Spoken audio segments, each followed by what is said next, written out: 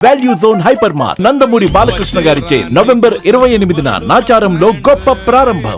నమస్కారం, welcome to Suman TV. నేను గీతాంజలి. ప్రస్తుతం మనతో పాటు ప్రముఖ ఆధ్యాత్మికవేత్త, జ్యోతిష్య వాస్తు పండితులు గుండెపూడి శివ సుధీర్ శర్మ గురువు గారు ఉన్నారు. వారితో మాట్లాడదాం. గురుగారు నమస్కారం అండి. శ్రీమాత్రే నమః, శ్రీ గురుభ్యో నమః. చాలా మంది అడిగేటువంటి సందేహం ఏంటంటే, ఏంటోనండి ఎప్పుడు బాగుండే ఇంట్లో ఏవో సమస్యలు వస్తూ ఉన్నాయి. అదే ఎవరో పలానా వాళ్ళని అడిగితే నరదిష్టి ఉంది బాగా అని చెప్పారు. అంటే దానికి సంకేతం ఇవేనా? ఇంకా ఎటువంటి సంకేతాలు ఉంటాయి అసలు ఒక వ్యక్తికో లేకపోతే వాళ్ళ కుటుంబానికి నరదిష్టి సోకింది అనడానికి ఎలా మనం తెలుసుకోవచ్చు? ముఖ్యంగా చెప్పాలంటే నరఘోష ప్రతి ఒక్కరికి ఉంటుంది. అవునా? నరుడికి ఉండేటువంటిదే నరఘోష, నరుడి ద్వారా వచ్చేటువంటిదే నరఘోష. అవునా? ఆ, ఒక ముష్టివాడిని తీసుకుంటే వాడికి కూడా నరఘోషే, పక్క ముష్టివాడితో. ఆ, వీడికి ఎక్కువ వచ్చినాయి, వాడికి తక్కువ వచ్చినాయి అని ఆ, మనం కంపారిజన్ చేసుకుంటూ వెళ్ళిపోతే ప్రతి ఒక్కరికి ఏదో అందరికీ. రకమైనటువంటి ఘోష అనేది మాత్రం తప్పనిసరి కలుగుతూ ఉంటుంది. ఉమ్, కొంతమంది నర దృష్టి, నరఘోష అంటుంటాం కదా. నరఘోష ఎందువల్ల కలుగుతుంది? చూసే దృష్టి వల్ల కలుగుతుంది అని చాలా మంది చెబుతాం. ఉమ్, ఈ దృష్టికి మూలం ఎక్కడ? మనస్సు. ఉమ్, ఎవరికైతే చెడు ఉద్దేశంతో ఎదురు వాళ్ళు బాగుపడకూడదు, ఇక్కడ ముఖ్యంగా మనకుండే లక్షణం ఏంటి? మనం బాగుపడకపోయినా పక్కవాడు మాత్రం బాగుపడకూడదు. బాగుపడదు అనుకుంటారు. మన దగ్గర ఉండే లక్షణం కూడా అదే. మన ఇంట్లో కరెంట్ పోతే పక్కింట్లో తొంగి చూస్తాం ఫస్ట్. ఉందా లేదా? మన ఇంట్లో పోయినా పర్లా, పక్కింట్లో మాత్రం ఉండకూడదు. ఆ, అప్పుడు మనం గందరగోళం చేస్తాం పక్కింట్లో ఉంటే. అంటే మానవ సహజం అయిపోయింది అది. అవునండి. ఎవరి కష్టం వాళ్ళది, ఎవరి అదృష్టం వాళ్ళది ఉంటుందమ్మా. ఉమ్, ముందుగానే భగవంతుడు ఈ రాత వీడికి ఇలా ఉంది, దీని ద్వారా ఈ యోగం కలగాలి, ఈ యోగం కలగాలని ముందుగానే బ్రహ్మలిఖితం రాసి పెట్టేసి ఉంచాడు. ఉమ్, దాన్ని ఎవ్వరం తప్పించలేం. అవును. కానీ ఇక్కడ కొంతమంది పక్క వాళ్ళని చూసి జలస్, ఉమ్, వాళ్ళు బాగుపడ్డారు, మనం బాగుపడలేకపోతున్నాం. వీడు బాగుపడలేనందుకు బాధపడ్డు, పక్కవాడు బాగుపడుతున్నాడు, అదొకటే వీడి బాధ అదే బాధ. ముఖ్యంగా.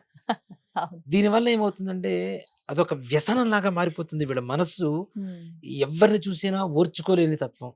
ఉమ్, చాలా మంది నేను మా బంధువులు కూడా చూస్తూ ఉంటా. కొంచెం మంచిగా మంచి బట్టలు కట్టుకుంటే మాకు తెలిసిన ఒక ఆయన ఉన్నారు, బంధువులు ఆయన.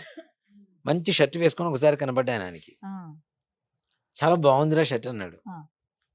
బండి మీద వెళ్దా కింద పడ్డ షర్ట్ మొత్తం చిరిగిపోయింది అయ్యయ్యో. అన్న 10 నిమిషాల్లో. ఆ, నేను అనుకున్నా ఏదో యాక్సిడెంటల్ గా జరిగింది, దీన్ని మనం ఏం తీసుకోవాల్సిన అవసరం లేదనుకున్నా.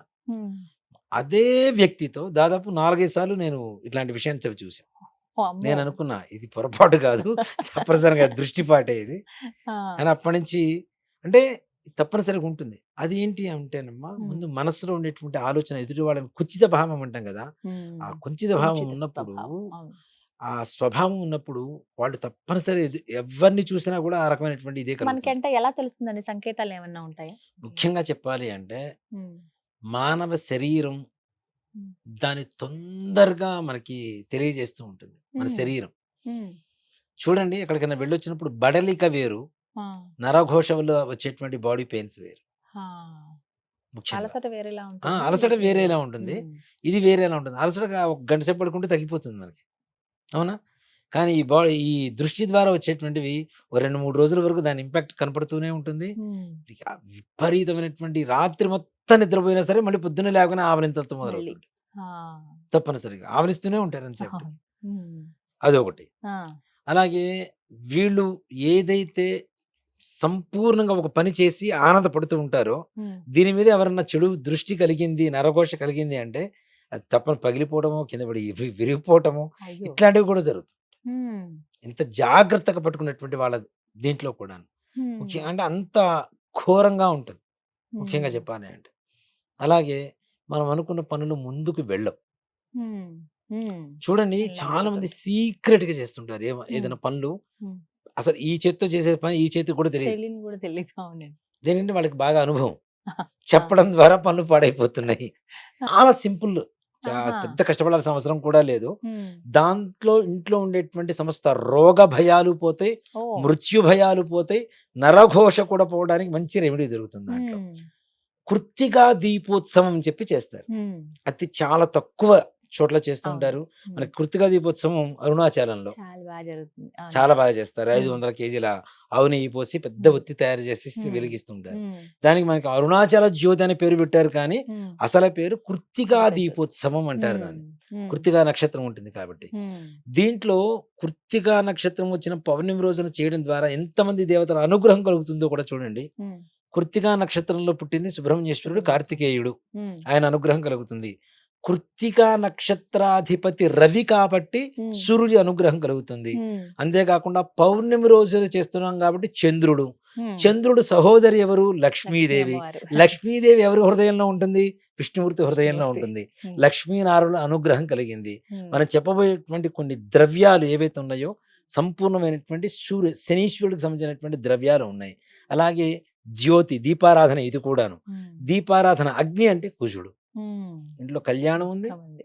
నరఘోష పోతుంది, ఉమ్, రోగ భయాలు పోతున్నాయి, మృత్యు భయాలు పోతున్నాయి, ఉమ్, సర్వదేవత అనుగ్రహం కలుగుతుంది, ఉమ్, ఇంట్లో లక్ష్మీప్రదంగా ఉంటుంది. ఉమ్. ఈ ఇంతమంది విధంగా. దేవతల అనుగ్రహం ఒక్క పనిలో మనకు వచ్చేస్తుంది. ఉమ్, చెప్పాలంటే ఉమ్, ప్రతి ఇంటి మీద, ఉమ్, ఇప్పుడు దేవాలయాలు కూడా చేయటం లేదు, చాలా తక్కువ మంది చేస్తున్నారు. ఉమ్, ప్రతి ఇంటి మీద ఎవరైతే ఉమ్, అమావాస్య రేపనగా ఇవాళ ఒక నల్లటి వస్త్రం ఒకటి తెచ్చుకోండి, కాటన్, ప్యూర్ ఉమ్, కాటన్ ఒకటి తెచ్చేసుకోండి, నల్లటి వస్త్రాన్ని. ఉమ్, దాంట్లో ఒక 4-5 గుప్పిళ్ళు నువ్వులు పోయండి. ఆ. నువ్వులు పోసి ఇలా అనగానే మనకి ఒత్తిలాగా వస్తుంది పైన. ఉమ్, చుట్టూ దారంతో గట్టిగా కట్టేసి ఉమ్. ఈ మూటను తీసుకుని వెళ్ళి ఒక ఉమ్. నువ్వుల నూనెలో తడిపేయి. తడపాలి. ఉమ్, అట్లా పెట్టేసి ఉంచితే మరుసటి రోజు బాగా పీల్చేసుకుంటుంది నూనె మొత్తం. అవును. 1 కేజీ నూనె పోసామంటే ఉమ్, ఇనుముతో తయారు చేసిన మూకుళ్ళు ఉంటాయి అమ్మా ఉమ్. మనకి. ఇనుప కదా, ముక్కలు, అవునండి. ఇనుప మూకుళ్ళు ఉంటాయి. పౌర్ణమి రోజున సాయంకాల సమయంలో ఉమ్, చంద్రోదయం అయిన తర్వాత ఉమ్, చక్కగా ఇంటి మీద ఆవు పేడతో కొద్దిగా అలికి ఉమ్, దాని మీద పసుపు కుంకాలతో ముగ్గు పెట్టి ఉమ్, చంద్రుడు బొమ్మ వేసి ఉమ్, బియ్య పిండితో ఉమ్, ఈ మన ఇనుప మూకుడు దాని మీద పెట్టి ఉమ్, ఆ మూకుడు మీద ఈ ఒత్తి మొత్తం పెట్టేసిన తర్వాత ఉమ్, కర్పూరం పెట్టి వెలిగించి ఉమ్, అవకాశం ఉన్నంత వరకు ఏ దేవతా స్వరూపం మీద ఆ దేవతా స్వరూపంలో మీరు పూజ చేసుకోవచ్చు. ఉమ్, సుబ్రహ్మణ్యేశ్వరుడు చేయొచ్చు, కార్తీక మాసం కాబట్టి శివుడికి చేయొచ్చు, విష్ణుమూర్తికి చేయొచ్చు, లక్ష్మీదేవికి చేయొచ్చు, చంద్రుడికి చేయొచ్చు. ఉమ్. అందరికి ఏ దేవత ఆరాధన చేయాలనుకుంటే ఆ దేవత అష్టోత్తరంతో పూజ చేసుకోవచ్చండి. చేసుకొని ఉమ్, చుట్టూ కూర్చొని ఆ దీపం చుట్టూ కూర్చొని, కాంతి బాగా వస్తుంది కదా, అవును. దీపం చుట్టూ కూర్చొని భోజనం చేస్తే ఉమ్, తప్పనిసరిగా ఆరోగ్యం మొట్టమొదటిగా అక్కడ లభిస్తుంది. ఉమ్. తప్పనిసరిగా అంటే పౌర్ణమి ఒకవేళ చేయలేని వాళ్ళు ఈ విధంగా చేసుకోవచ్చు. చేసుకోవచ్చు.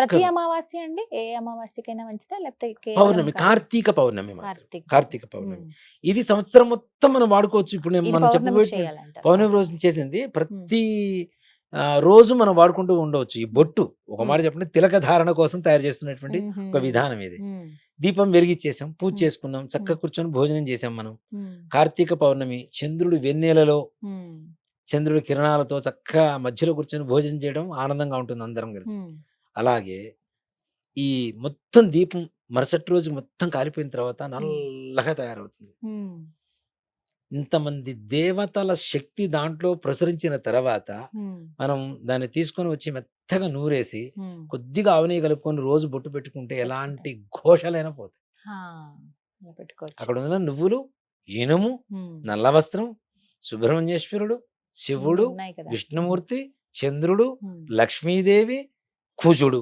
ఉమ్, ఇంతమంది దేవతల అనుగ్రహం ఉంది కదా. ఉమ్, కాబట్టి నరఘోషలు ప్రతి ఒక్కటి నివారణ కలగడానికి ఉమ్, దివ్యమైనటువంటి ఔషధం ఇది. ఉమ్, మనం నువ్వులు ఎక్కువ పోసాం, ఉమ్, ఎక్కువ రోజులు వస్తూనే ఉంటుంది. భస్మం ఎంత వస్తుంది. వాడతాం మనం? కొద్దిగా ఆవు నెయ్యి కలిపితే జస్ట్ టచ్ చేస్తే చాలు మనకు నల్లగా వస్తుంది. బొట్టు పెట్టుకోవడానికి. ఆ నల్లటి బొట్టు పెట్టుకొని వెళ్ళండి, ఉమ్, సమస్త నరఘోషలు కూడా నివారణ జరుగుతుంది. ఉమ్. ఇది కార్తీక పౌర్ణమి రోజున చేస్తే చేస్తే మంచిది. దివ్యమైనటువంటి ఇది.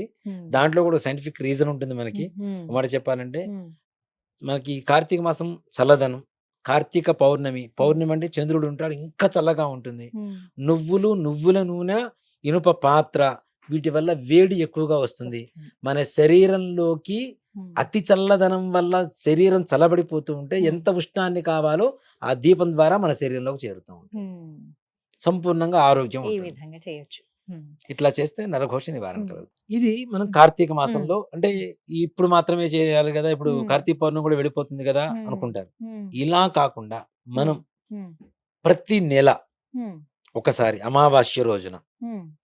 ఇంట్లో ఎంతమంది ఉంటారో అన్ని పీచు తీయని కొబ్బరికాయలు తెచ్చు, పీచు తీయనివి. తీయని ఉమ్, పీచు మొత్తం సంపూర్ణంగా ఉంటుంది కదా, ఎండిపోయింది, అవునండి. ఆ, అది తెచ్చుకోండి. ఉమ్, ఎవరైతే ఎవరికి వారు స్వయంగా చేసుకునేటువంటి ఒక చిన్న పరిహారం అమ్మ. ఉమ్, పెద్ద ఖర్చు కూడా కాదు. కొబ్బరికాయ రూ. 30 అవుతుంది మనిషికి. అంతేనండి. నలుగురు ఉంటే 4 3 120 అవుతుంది మహా అయితే ఉమ్, కదా. ఉమ్, పీచు తీయని కొబ్బరికాయ తెచ్చుకొని ఎవరికి వారే స్నానం చేసే ముందు చక్కగా 3 సార్లు క్లాక్ వైజ్, ఉమ్, 3 సార్లు యాంటీ క్లాక్ వైజ్ ఉమ్, తిప్పుకొని ఉమ్, దాన్ని కిందకి 3 సార్లు ఇలా తుడిచి వేసేసి, ఉమ్, పైనుంచి కిందకి ఉమ్, తుడిచి వేసి, ఇవి మొత్తం కూడాను నీళ్ళల్లో ఎవరి చేతన పడివేయటం కానీ, లేదా మనమే వెళ్ళి వేయాల్సి ఉంటే వేసి మళ్ళీ వచ్చి స్నానం చేయడం కానీ ఉమ్, చేస్తే, మీరు కొబ్బరికాయలు నీళ్ళలో వేస్తే ఏమవుతాయి? మునిగిపోతాయి కదా. ఉమ్. ఇవి వేసి చూడండి, తప్పనిసరిగా తేలుతూనే ఉంటాయి. ఆ, మన శరీరంలో మన దీంట్లో ఉండేటువంటి ఘోష మొత్తం కూడాను ఉమ్, సంపూర్ణంగా దాంట్లోకి వచ్చేస్తాయి. తప్పనిసరిగా నీళ్ళలో వేస్తే పైకి తెలుసు. తేలుతూనే ఉంటాయి, మునగవు అవి. ఉమ్, అది మీరు ఎవరైనా కావాలంటే చూడొచ్చు. దానికి మనం ఉమ్, ప్రత్యక్షంగా ఎవరైనా చేసుకోదగినటువంటి పరిహారం కాబట్టి, ఉమ్, దీంట్లో మనం ఏదో అబద్ధం చెప్తున్నాం, మనం ఉమ్, అభూత కల్పనను చెప్పాల్సిన అవసరం లేదు. ఉమ్, అందరూ ప్రత్యక్షంగా చూడవచ్చు దీన్ని. ఉమ్, ఇలా చేయడం ద్వారా మనలో ఉండేటువంటి ప్రతి ఒక్కటి కూడా, అంటే కొబ్బరికాయకు ఉండేటువంటి లక్షణం కూడా అదే కదమ్మా, ఉమ్, శక్తి. ఇప్పుడు ఒక దేవత కలశం పెడతాం, ఉమ్, ఏ కలశం పెట్టినా కొబ్బరికాయ పెడతాం. ఉమ్, అంటే ఏ దేవతా స్వరూపమైన ఉంటుంది, దేన్నైనా స్వీకరించేటువంటి తత్వం స్వీకరిస్తుంది. ఉంటుంది. ఆ, అప్పుడు మన శరీరంలో ఉండేటువంటి ఘోషను కూడా తప్పనిసరిగా తిప్పివేసేటువంటి అవకాశం కనబడుతుంది. ఉమ్, అలాగే ఇంటికి నరఘోష కలుగుతుంది. ఉమ్, ఇది మనిషికి తినుకున్నప్పుడు. అనుకుందాం, ఉమ్, ఇంటికి ఎక్కువగా కలుగుతుంటుంది. ముఖ్యంగా ఉమ్, ప్రతి అమావాస్య రోజున ఉమ్, తప్పనిసరిగా మంచి గుమ్మడికాయ అంటాం కదా మనం. అవును. మంచి గుమ్మడికాయ ఇది అందరూ తెలిసిందే కదా అని చాలా ఉమ్, మంది అనుకుంటారు. ఉమ్, ఈ మంచి గుమ్మడికాయలో చాలా మంది డైరెక్ట్ కొట్టేస్తూ ఉంటారు. ఉమ్, అలా కాకుండా పైన కొంతవరకు ఇలా వరిచి ఉమ్, చాకుతో కోసేసుకొని తొడని దగ్గర. ఆ, ఉమ్, తీసి దాంట్లో పసుపు, కుంకుమ, ఉమ్, సున్నం ఉంటుంది. నీరు సున్నం అంటాం మనం. ఉమ్, సున్నం మనం తమలపాకులో వేసుకుంటాం కదా. ఉమ్, ఆ నీటి సున్నాన్ని వేసి ఉమ్, దాంట్లో కొద్దిగా ఈ లవంగాలు ఉంటాయి కదా, పొడి చేసి దాంట్లో వేసి ఉమ్, దాని మీద కర్పూరం పెట్టి వెలిగించేసి తిప్పి చేయండి. ఉమ్. తప్పనిసరిగా సమస్త నరఘోషలు పోతాయి. ఓ, నెలకు ఒకసారి ఇలా చేస్తే మంచిదండి. ఒక్కసారి చాలు. ఉమ్, తప్పనిసరి ఇప్పుడు కొంతమంది గుమ్మడికాయ కడుతూ ఉంటాం కదా, ఇంటి ఉమ్, ముందు ఉమ్, కడుతుంటాం కదా, ఉమ్. ప్రతి నెల మార్చాల్సిన పరిస్థితి వస్తుంది, నీళ్లు గారిపోతూ కొంతమందికి, ఉంటుంది. అవును. ఇలా ఒక 3 నెలలు చేసి చూడండి, మళ్ళీ గుమ్మడికాయ ప్రశాంతంగా ఉంటుంది. ఒక 4 5 నెలల తర్వాత మళ్ళీ మార్చుకునే పరిస్థితి వస్తుంది గ్యారంటీగా ఆహా. దీనివల్ల. ఇది ఏ రోజున చేస్తే మంచిది? అమావాస్య రాత్రి సమయంలో 9 దాటిన తర్వాత. అలా అని చెప్పేసి ఇంటికి తీసేసిన ఈ గుమ్మడికాయ ఏదైతే ఉందో తీసుకెళ్లి రోడ్ల మీద పడేయకండి. కొట్టేసి ఇంటికి ఇరుపక్కలా పెట్టేసి దాని మీద కొద్దిగా పసుపు కుంకం చల్లేసి కాళ్ళు కడుక్కొని లోపలికి వెళ్ళండి. అంతే. రోడ్ల మీద వేయడం ద్వారా మనలాగా మనకంటే ఎక్కువ బాధపడే జనాలు ఎక్కువ మంది ఉంటారు. ఉంటారు కదండి. అవును. నిజంగా అవి చూస్తుంటేనే కొంతమంది భీతి కలుగుతుంటుంది. ఉమ్, అది అవును. ఏముందా లేదా అనేది తీసి పక్కన పెడితే మన హిందూ ధర్మం అంటే మన హిందువులకు ఉండేటువంటి ఒక సైకలాజికల్ ఫీలింగ్ ఏంటంటే, ఉమ్, ఒక నిమ్మకాయ కోసి పసుపు కుంకం పెట్టండి, దాన్ని ఏం పూజ వద్దు ఏమొద్దు పెట్టేసేయండి, అమ్మో ఏదో ఏదో జరిగింది జరిగిందని అనుకుంటాం. అవును. ఏదో చేసేసారు నా మీద, అయిపోయింది నాకు అంతా, మొత్తం నా మీదనే రెగ్యులర్ చేసేసారు అనుకుంటారు. ఆ, అలాంటి భయంకరమైనటువంటి స్థితిలో ఉమ్. పోయి అమావాస్య రోజున గుమ్మడికాయ రోడ్డు మీద కనబడితే ఎంత ఇంకెంత భయంకరమైనటువంటి స్థితి భయపడతారు. కనబడుతుంటుంది. అవును. ఉమ్, అందులో పసుపు కుంకం వేసాం, దాంట్లో ఉమ్. ఈ లవంగాలు పొడి వేసాం, సున్న వేసాం, ఎర్రగా ఉంటుంది, మారుతుంది. అవును. రక్త సమానంగా కనబడుతుంటుంది మనకి. ఉమ్, అది ఇంకా భీతి కలుగు చేస్తుంది. ఉమ్, అందులో మనకి ఇంటికి తీసేసినటువంటి ఆ ఘోష కూడా దాంట్లో ఉంటుంది. కాబట్టి అలాంటివి మాత్రం పొరపాటున ఇతరులకు ఇబ్బంది కలిగేలా మాత్రం చేయవద్దు. ఉమ్. కొట్టేసి ఆ గుమ్మడికాయని పక్కన అక్కడే ఇంటికి ఇరుపక్కల పెట్టేసి తర్వాత అండి, తర్వాత రోజు ఆ మరుసటి తీసేయాలా? రోజు తీసేసేయచ్చు. ఉమ్, తీసేస్తే ఒక 4 5 నెలలు ఇట్లా చేశారనుకోండి, 3 నెలలు ఉమ్. ఈ గుమ్మడికాయలు పాడైపోవటాలు, ఇవేమీ ఉండవండి. ఘోషలు వెళ్ళిపోతుంటుంది. ఉమ్. ఎప్పటికప్పుడు కొంతమంది వ్యాపార స్థలాల్లో కూడా ఇలా చేస్తుంటారు. అక్కడ కూడా చక్కగా చేయొచ్చండి. వ్యాపార స్థలంలో కూడా చక్కగా చేసుకోవచ్చు. ఉమ్, ఇప్పుడు చాలా మంది చేస్తారమ్మా. ఉమ్, కొంతమంది అవును. కొంది చేయటం లేదు కానీ, ఇప్పుడు ఉమ్, చూడండి మార్వాడి షాప్స్ చూడండి, వాళ్ళు క్లోజ్ చేసేటప్పుడు ఉమ్. ప్రతిరోజు కర్పూరం వెలిగిస్తాడు షాప్. ఉమ్, అవును. ప్రతిరోజు కర్పూరం వెలిగించే బయటకు వస్తాడు ఉమ్, తప్పనిసరిగా. ఏంటంటే తప్పనిసరిగా వాళ్ళ ఆ విధానాన్ని పాటిస్తున్నారు కాబట్టి పాటిస్తారు. వాళ్ళు మంచిగా ఉంటున్నారు. వాళ్ళ ఉమ్, కష్టంతో పాటు పద్ధతిని నమ్ముతున్నారు, మన ధర్మాన్ని నమ్ముతున్నారు కాబట్టి వాళ్ళకి లక్ష్మీ యోగం ఉంటుంది. ఈ నరఘోషలు కూడా తొలగిపోతూ ఉంటాయి. అలాగే మనం ఏంటంటే, ఉమ్, మనం కొంత డబ్బు రాగానే మనం ఆడంబరం చూపిస్తాం, వాళ్ళు చూపించరు. ఉమ్. సర్వసాధారణంగా చాలా ఉంటారు వాళ్ళు. ఉంటారు. అవునండి. అవును. వాళ్ళ వైభవం చూడాలంటే వాళ్ళ పెళ్ళిళ్ళకి వెళ్ళి చూడాల్సిందే. అంతే. అంతకుమించి విడి రోజులు ఎక్కడ వాళ్ళ ఉండరాల. వైభవాన్ని చూడడం. మరలా లక్ష్మీదేవి దీపావళి పండుగ రోజున ఇంట్లో లక్ష్మీదేవిని నిజంగా తిష్ట వేసుకొని కూర్చుంటుంది అన్నంత వైభవంగా వైభవంగా లక్ష్మీదేవిని పూజ చేస్తారు. చేస్తారు. అవును. ఈ 2 చోట్లని వాళ్ళ వైభవాన్ని చూడగలిగేది మనం.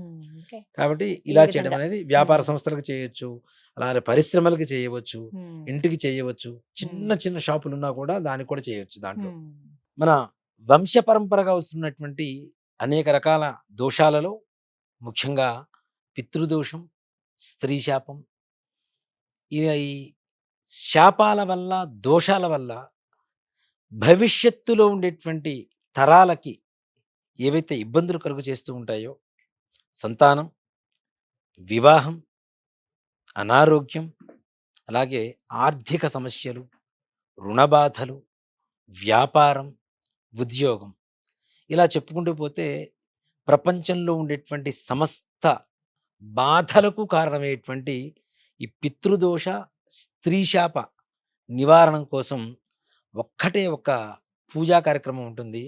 అది కూడాను గోకర్ణంలో ఉండేటువంటి మోక్షనారాయణ బలి అనేటువంటి ఒక పూజా కార్యక్రమం. ఈ కార్యక్రమాన్ని చేయించుకోవడానికి చాలామంది సంకల్పం చేస్తూ ఉంటారు. గోకర్ణం వరకు వెళ్ళి కూడా చేయించుకోలేక వెనుతిరిగి వచ్చినటువంటి వ్యక్తులు కూడా కొంతమంది ఉంటారు. ఇలా కాదు, మనం ఎన్నిసార్లు ప్రయత్నం చేస్తున్నా అవ్వటం లేదు అనుకునేటువంటి పరిస్థితుల్లో కూడాను రేపు అంటే నవంబర్ 24వ తారీఖు కొత్తపేట నుంచి, హైదరాబాద్ కొత్తపేట నుంచి ఒక యాత్ర బస్సు ప్రయాణం ప్రారంభమవుతుంది. మధ్యాహ్నం 1 గంట దగ్గర నుంచి. ఎవరైనా మీకుండేటువంటి సమస్త బాధా నివృత్తి కోసం, ఈ స్త్రీ శాప, పితృదోష నివారణం కోసం గోకర్ణంలో మోక్షనారాయణ బలి చేయించుకోవాలి అనుకునేటువంటి ప్రతి ఒక్కరు కూడాను ముందుగా మీ యొక్క వివరాలు నమోదు చేసుకోండి. తప్పనిసరిగా ఈ యొక్క కార్యక్రమంలో పాల్గొనండి. పితృదేవతల పరిపూర్ణమైనటువంటి అనుగ్రహంతో వంశాభివృద్ధి, ధనాభివృద్ధి, అలాగే ఆరోగ్యాభివృద్ధి కలిగి తరించండి. చక్కగా వివరించారు గురుగారు. నమస్కారం అండి. శ్రీమాత్రే నమః. శ్రీ గురుభ్యో నమః.